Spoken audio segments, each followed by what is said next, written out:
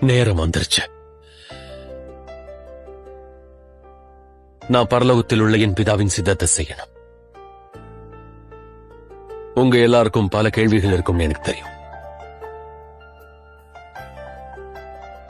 இந்த வாரம் நடக்கிற விஷயம் எதுவா இருந்தாலும், நீங்க எதை பார்த்தாலும்,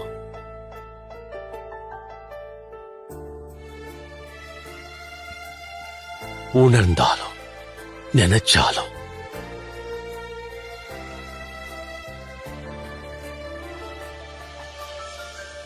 இல்ல செஞ்சாலும், இந்த உலகத்துல உங்க எல்லாரையும் ஏன் சொந்தமா நான் நேசிச்சேன்னு நீங்க தெரிஞ்சுக்கணும்.